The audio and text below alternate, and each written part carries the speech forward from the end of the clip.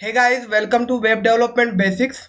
बहुत सारे लोगों को ये पता है कि वेबसाइट क्या होती है, लेकिन जब भी वेब एप्लीकेशन का जिक्र होता है तो बहुत सारे लोगों को ये समझ में नहीं आता कि वेब एप्लीकेशन होता क्या है। अगर समझ में आता भी है तो वो इस बात से लेकर कंफ्यूज रहते हैं कि वेबसाइट एंड वेब एप्लीकेशन में क्या डिफरेंस होता है, क्या अंतर होता है।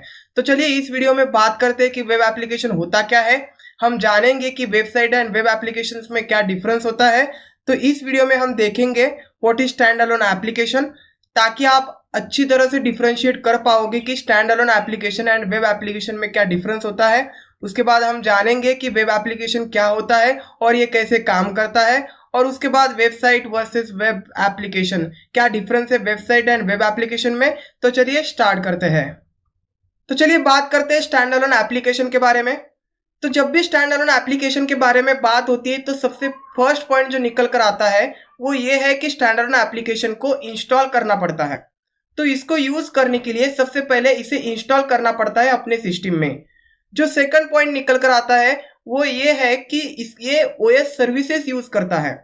तो स्टैंड अलोन एप्लीकेशन काम करने के लिए आपके सिस्टम के सर्विसेज को यूज करेगा, तो इसीलिए इसे इंस्टॉल करना पड़ता है। जो थर्ड पॉइंट निकल कर आता है वो ये है कि ये does not require internet connection.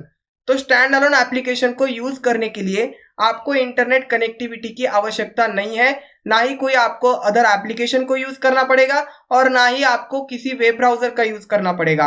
आपको सिर्फ इसे इंस्टॉल कर लेना है अपने सिस्टम में और इसे यूज करना है। अब देखते हैं इसके एग्जाम्पल। तो स्टैंड अलोन एप्लीकेशन का एक एग्जाम्पल है MS office and power point. तो चलिए पावर पॉइंट का एग्जाम्पल लेते हैं। तो पावर पॉइंट को यूज करने के लिए सबसे पहले आपको इसे इंस्टॉल करना पड़ता है अपने सिस्टम में। और पावर पॉइंट जब काम करता है तो वो आपकी ऑपरेटिंग सिस्टम के सर्विसेज को यूज करता है। वो कुछ रैम लेता है, वो कुछ स्पेस लेता है आपके ऑपरेटिंग सिस्टम में। और पावर पॉइंट को चलाने के लिए आपको ना ही किसी इंटरनेट कनेक्शन की आवश्यकता है और ना ही वेब ब्राउजर की आवश्यकता है और ना ही कोई अदर एप्लीकेशन की आवश्यकता है। तो ये है स्टैंड अलोन एप्लीकेशन। तो क्या होता है वेब एप्लीकेशन? तो वेब एप्लीकेशन एक सॉफ्टवेयर प्रोग्राम होता है और इसको स्टोर किया जाता है वेब सर्वर पे। तो इसको डाउनलोड एंड इंस्टॉल करने की आवश्यकता नहीं है यूज करने के लिए। तो वेब एप्लीकेशन को through out the world wide use किया जाता है। मतलब क्लाइंट होते हैं C1, C2, C3, C4, C5, CN। कितने भी क्लाइंट्स हो सकते हैं। क्लाइंट्स का मतलब है वेब ब्राउजर्स। तो ये क्लाइंट्स क्या करते हैं, यूजिंग इंटरनेट कनेक्ट करते हैं वेब सर्वर के साथ एंड इस एप्लीकेशंस का यूज करते हैं। तो वेब एप्लीकेशंस को वर्ल्ड वाइड यूज किया जाता है using internet and web browser. तो वेब एप्लीकेशन एक एप्लीकेशन है जो वेब पे मौजूद है। इसका सोर्स कोड होता है वेब सर्वर पे और बहुत सारे क्लाइंट्स, इसकी कोई लिमिटेशन नहीं है, कितने भी क्लाइंट्स इसको यूज कर सकते हैं एट अ टाइम। और वेब एप्लीकेशन का यूज करने के लिए वो क्लाइंट्स यूज करते हैं web browsers and internet connection. Via internet वो कनेक्ट करते हैं वेब सर्वर के पास एंड इस वेब एप्लीकेशन का यूज करते हैं। इस वेब एप्लीकेशन को किसी भी पर्पस के लिए बनाया जा सकता है, तो मैं यहाँ पे पर्पस डिस्कस नहीं कर रहा।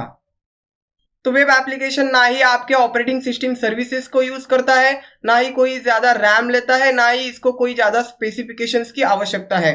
कोई भी वर्ल्ड वाइड इसे एक्सेस कर सकता है यूजिंग इंटरनेट। कौन सी लैंग्वेजेस का यूज किया जाता है वेब एप्लीकेशन बनाने के लिए? तो वेब एप्लीकेशन एक सॉफ्टवेयर प्रोग्राम होता है क्लाइंट सर्वर साइड। तो client side scripting languages and server side scripting languages का यूज होता है फॉर क्रिएटिंग वेब एप्लीकेशन। तो आपको यूज करनी पड़ेंगी scripting languages. Client side scripting languages में आती है jQuery, HTML, CSS, JavaScript and server side scripting languages में आती है PHP, ASP। तो वेब एप्लीकेशन को बनाने के लिए आपको इन स्क्रिप्टिंग लैंग्वेजेस को सीखना पड़ेगा। अब कौन से एग्जांपल्स है वेब एप्लीकेशंस के? जो फर्स्ट एग्जांपल है वो है Facebook, second Netflix and third one is Gmail.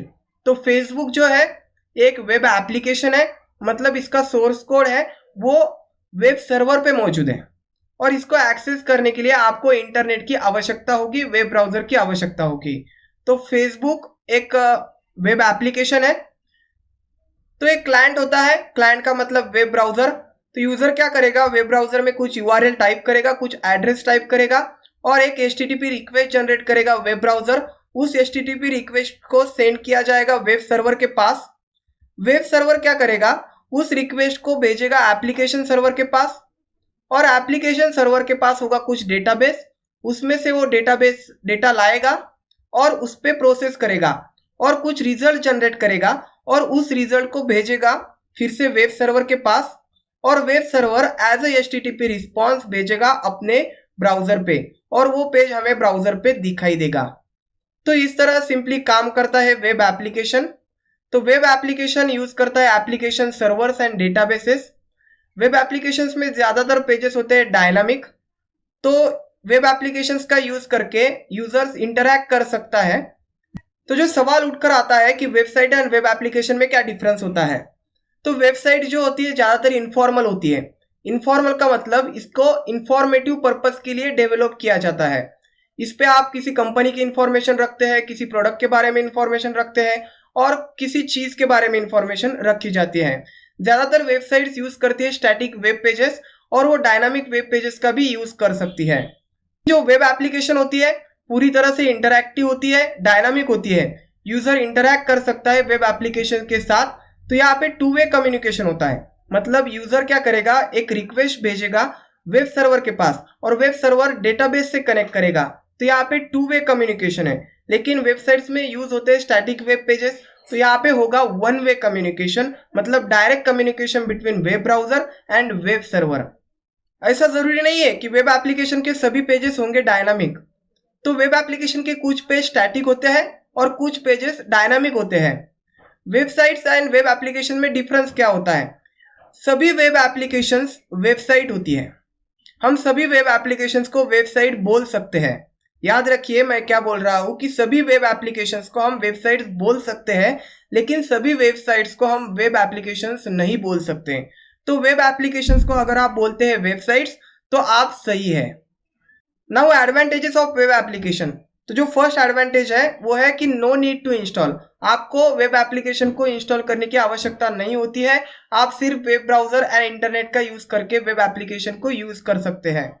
जो सेकंड एडवांटेज है वो है कि ये कोई हार्ड डिस्क में स्पेस नहीं लेगा, कोई ऑपरेटिंग सिस्टम यूज नहीं करेगा। तो इसको सिर्फ आपको क्या करना है, वेब ब्राउजर से एक्सेस करना है और ये कोई रैम भी यूज नहीं करेगा।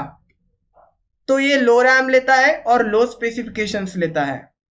सभी यूजर्स इसका यूज कर सकते हैं वेब एप्लीकेशंस का। आपके पास अच्छा सा लैपटॉप या कंप्यूटर या कोई डिवाइस होना आवश्यक नहीं है, कोई भी डिवाइस यूज करके आप इसे एक्सेस कर सकते हैं। No problem of software piracy. Software copy and piracy की कोई प्रॉब्लम नहीं होती है वेब एप्लीकेशंस के बारे में। तो ये था वेब एप्लीकेशन। उम्मीद करता हूँ कि ये वीडियो आपको पसंद आया होगा। अगर पसंद आया है तो प्लीज लाइक दिस वीडियो।